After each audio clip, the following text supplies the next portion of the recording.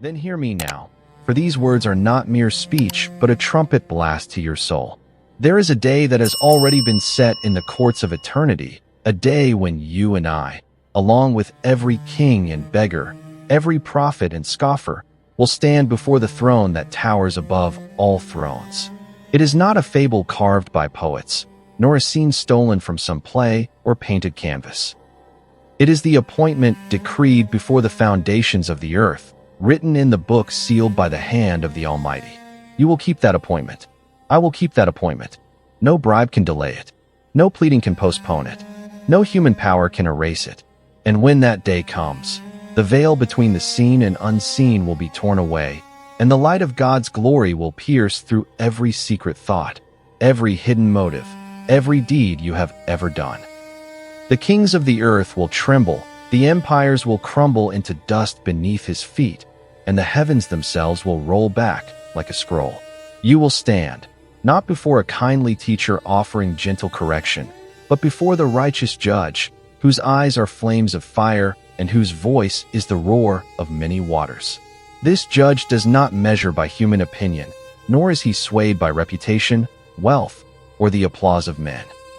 He measures by truth, by holiness, by his own unchanging standard.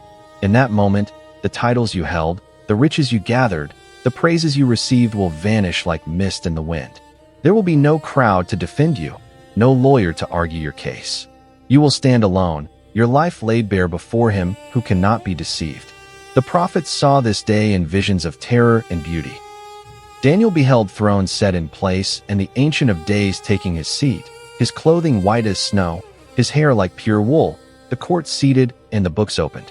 John, on the Isle of Patmos, saw a great white throne and him who sat upon it, before whose face the earth and sky fled away. Even the mighty angels, who have never sinned, cover their faces before his presence, for his holiness burns brighter than the sun in its strength. And on that day, when your breath catches in your throat and your knees tremble, the judge will not begin with the list of your works. He will not start by weighing your public image or your religious achievements. No, he will look into the deepest place of your being, into the eternal ledger of your soul, and he will ask you questions that cut to the very core of who you are and whose you are. These are not questions born of curiosity, for he already knows the answers. They are questions that reveal you to yourself, questions that seal your eternal destiny. There are 3 such questions, unchangeable, unavoidable, already appointed for you. And how you have lived, how you are living even now, will determine how you answer them when the throne summons you. Tonight, as you hear these words, you are not just listening to another video. You are standing at the threshold of that very courtroom in your mind's eye. I tell you this not to entertain, but to awaken. For you will face this moment, and when you do, no one will matter but him. And so I ask you, will you listen until the end? Will you stay, not because I speak, but because your soul must know what awaits? The hour is late, the trumpet is at the lips, and eternity is already leaning in. Listen and be ready. Then let us step closer, not in haste, but with the steady tread of those who understand the gravity of what we approach. The judgment seat of God is not a metaphor meant to frighten children, nor an ornament to the language of the prophets. It is a reality more certain than the rising of tomorrow's sun, for the sun itself was fashioned by his word, and on that day even its light will be dimmed by the blaze of his presence. The scriptures declare it without apology.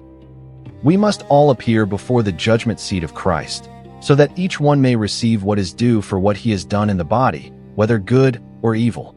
This is not a judgment reserved for the notoriously wicked alone. The verse says all. The righteous and the unrighteous, the believer and the skeptic, every soul will stand beneath that gaze from which nothing is hidden. Imagine the scene not as art, but as the truest vision ever given. The book of Enoch speaks of thrones set high, of the great glory seated, and the hosts of heaven arrayed in endless ranks, their faces like burning fire, their voices a multitude of trumpets.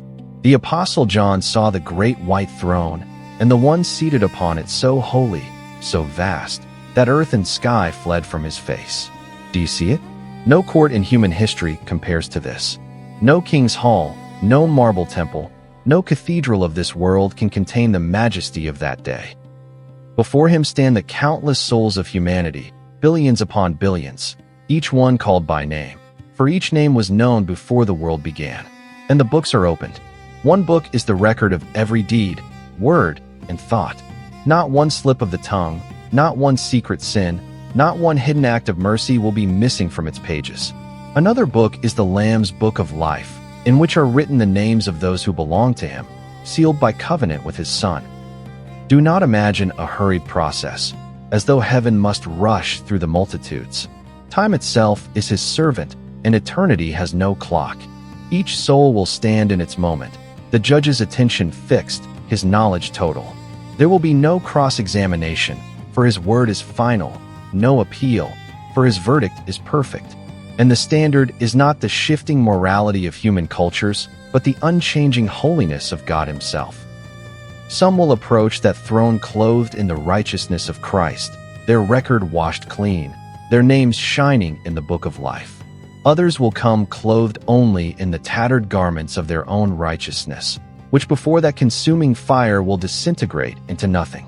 The prophets trembled at the sight, and so should we. For here, the true nature of every soul is unveiled. The judgment seat will not flatter the mighty nor despise the lowly. It will measure the truth of each heart against the measure of the sun. And when your moment comes, and it will, no force in heaven or earth will delay it. No distraction will soften it. You will hear your name. You will step forward, and the judge will speak. It is there, before that throne, that the first of the three eternal questions will fall from his lips, a question that will echo through your very being. What did you do with my son? Then hear the first and greatest question, for upon it hangs the weight of all eternity. What did you do with my son? It will not be asked in the casual tone of human conversation, nor as a passing curiosity, but as the piercing inquiry of the Father whose love is beyond comprehension and whose justice is beyond appeal. He will not ask whether you acknowledged his son's existence, for even the demons do that and tremble.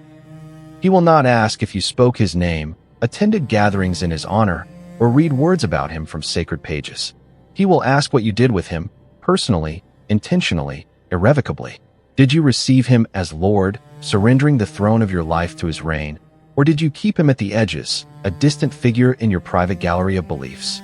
Did you make covenant with him? Not the shallow agreement of mere religion, but the blood-bound union of one whose life has been bought at a price? The prophets foresaw this covenant. Isaiah spoke of the servant who would bear our iniquities, crushed for our transgressions, whose wounds would be our healing. Zechariah saw the day when the inhabitants of Jerusalem would look upon him whom they had pierced and mourn as for an only son. These were not metaphors, but previews of a divine transaction written into the history of the world before the world began. And then came the fulfillment. In the fullness of time, the Word became flesh and dwelt among us. He healed the sick, opened the eyes of the blind, called the dead to life, and proclaimed the kingdom with authority no scribe could match.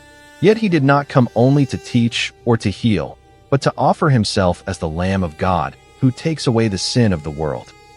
On the cross, suspended between earth and sky, he bore the weight of sin, not his own, for he was without blemish, but yours and mine. Every accusation against us, every charge written in the record of heaven, was nailed to that wood and paid in his blood. This is the covenant, that his righteousness becomes ours, and our guilt is laid upon him. But a covenant demands a response.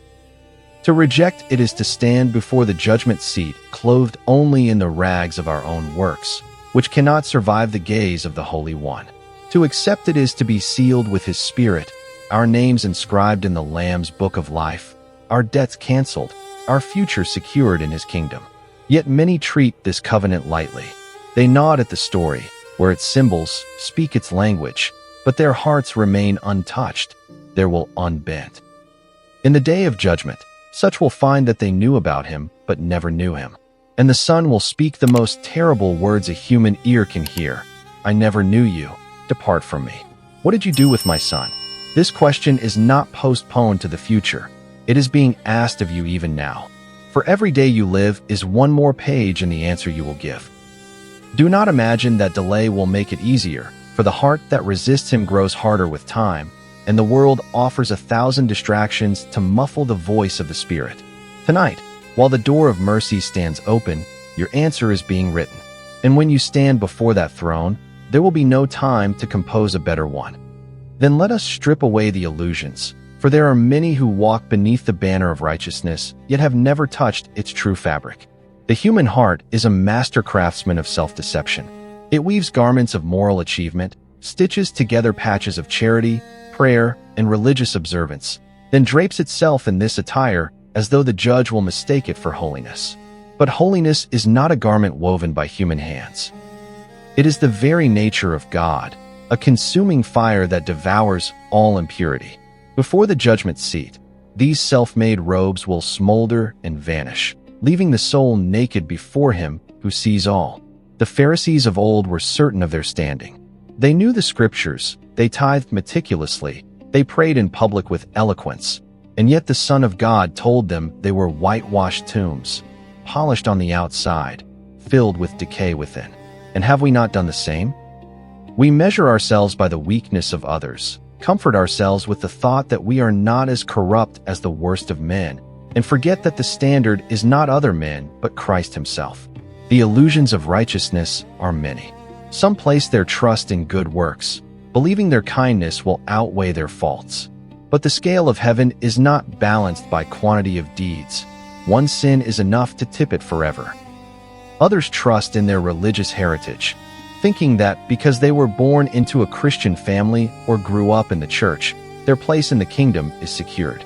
Yet God has no grandchildren, only sons and daughters born of the Spirit. Still others cling to the notion that sincerity is enough, that as long as they are true to their own beliefs, God will honor them. But sincerity in error is still error, and zeal for the wrong path leads only further from the gate. These illusions will dissolve in an instant before the eyes of him whose gaze pierces soul and spirit. In that moment, every excuse will die on the lips, every self-defense will sound hollow, and the truth will stand alone. For the question will not be, did you believe yourself righteous? But were you made righteous by the blood of the Lamb?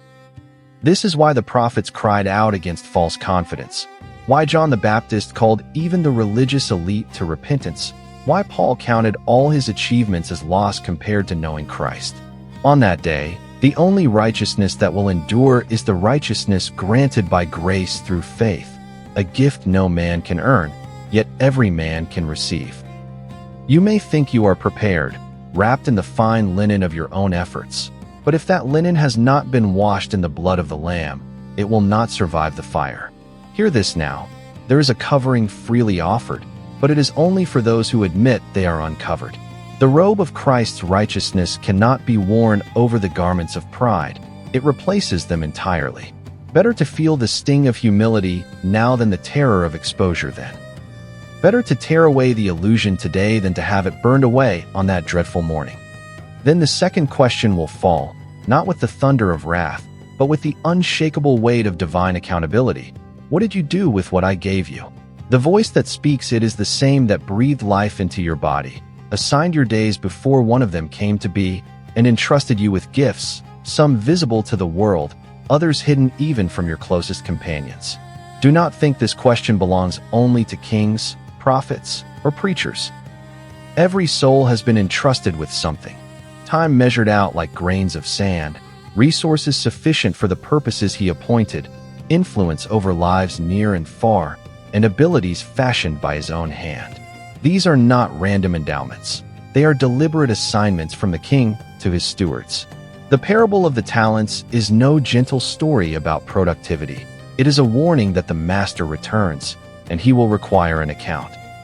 One servant multiplied what was given, another doubled his share, but the one who buried his talent in the ground was condemned, not for theft, but for sloth and fear. The lesson is sharp. To neglect the trust is to betray the master. And here lies the deception of our age. Many think stewardship is measured by size or visibility, that only those with grand platforms or abundant wealth will be called to answer. But the measure of heaven is faithfulness, not fame. A widow's 2 coins weighed heavier in the balance than the gold of the wealthy, because she gave all she had. A nameless boy's 5 loaves and 2 fish became the feast of thousands because he placed them in the master's hands. The question will strip away our pretenses, for the Lord will not ask what you would have done with someone else's gifts, but what you did with yours.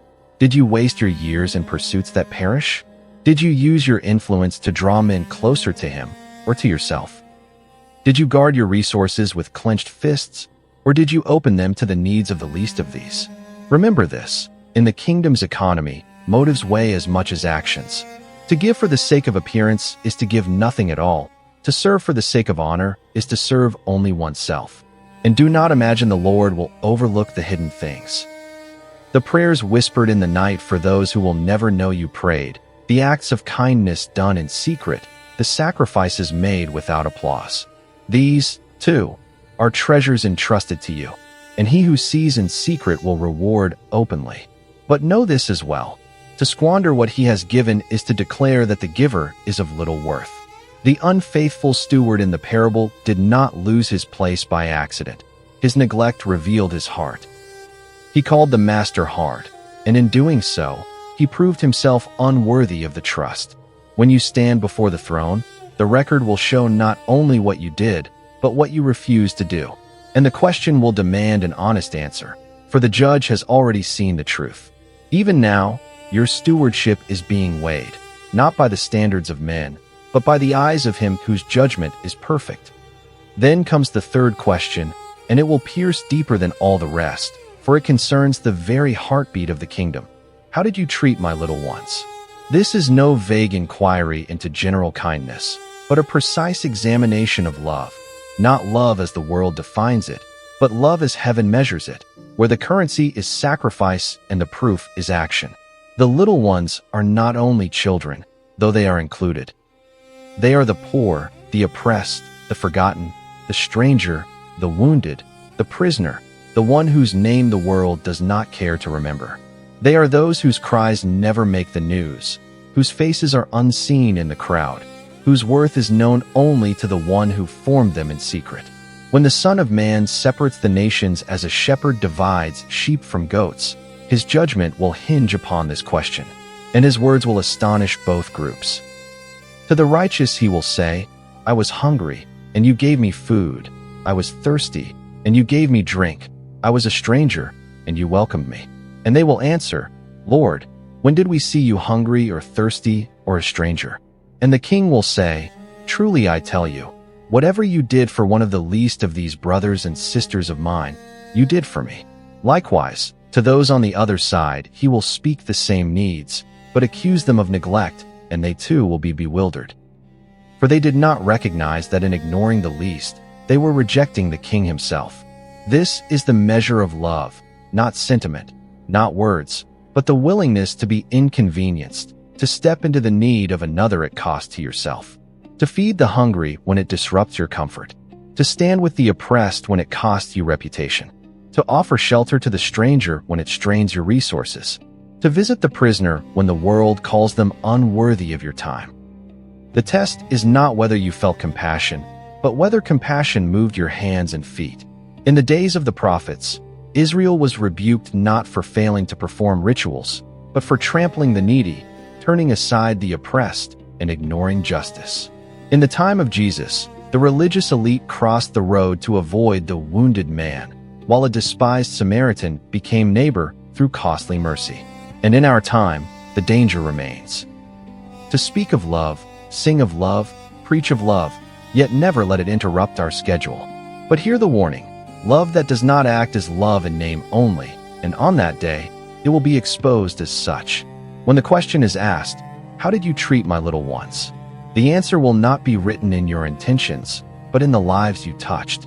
And the mystery is this, every act of love given to the least is, in truth, an act of love given to Christ himself.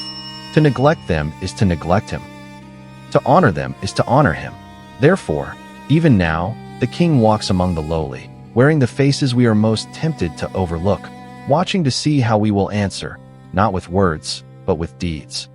Then the scene shifts, and we behold the great and terrible moment that prophets foresaw and apostles warned of, the awakening before the throne. The veil between time and eternity is torn away, and every soul stands in the blinding presence of the Ancient of Days. The heavens themselves seem to hold their breath, for this is the hour toward which all history has been moving since the voice of God first said, "Let there be light." There is no hiding now. No shadows in which to conceal motives, no disguises to mask the truth. The book of life lies open, its pages unaltered, recording with flawless precision every deed, every word, every secret thought.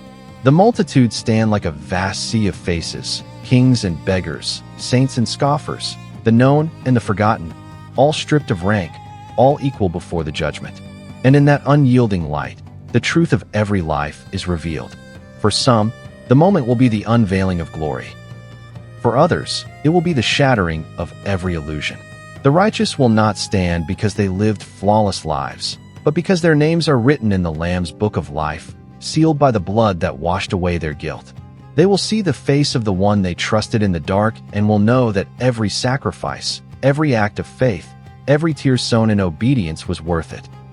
But for those who spurned the Son, who lived as if the giver of life had no claim on them, this awakening will be dread beyond measure.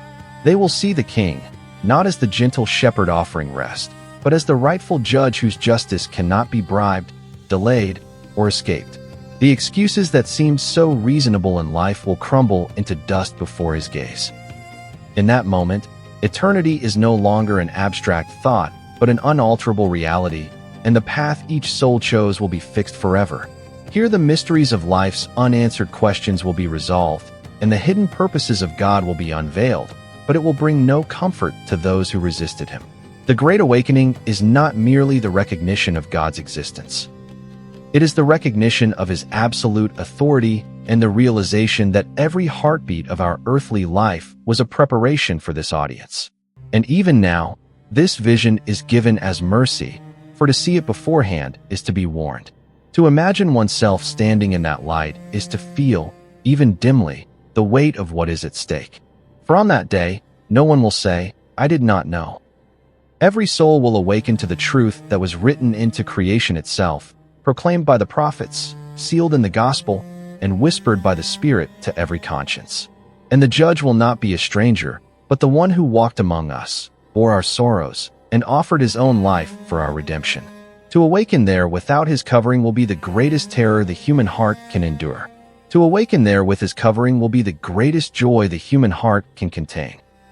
And the choice between the two is being made, moment by moment, even now. Then hear the final call, for the time for delay is nearly spent. The words you have heard are not for curiosity, nor for the weaving of pleasant thoughts to be forgotten by tomorrow. They are a summons, and they come with the weight of eternity. The judge before whom all will stand has already offered his pardon, but it must be received before the door is shut. You are living now in the season of mercy, where the King's hand is extended not in judgment, but in invitation. Yet mercy is not endless. There will come a day when the offer is withdrawn, when the last heartbeat marks the end of your choice, and the great separation is made. Do not think the warnings given are for someone else, for every word you have heard applies to you, whether you walk in the light or stumble still in shadows. If you are in Christ, let this awaken you to live as one who will give account, not wasting the gifts entrusted to you, not neglecting the least of these, but redeeming the days while they remain. If you are far from him, hear this. No sin is too great for his blood to cleanse, no darkness too deep for his light to pierce, but you must turn while there is time. The path of repentance is not a road of shame, but of restoration, and the arms of the Father are open to receive all who come. Lay down the illusion of self-righteousness, surrender the idols you have clung to, and take hold of the robe of righteousness that he freely gives. Today is the day of salvation, not tomorrow, for tomorrow is not promised. And when you stand before the throne, your joy or your terror will be determined not by what you intended, but by what you chose. Therefore, choose life. Choose the narrow way that leads to it. Choose the one who gave his life so that yours might be spared.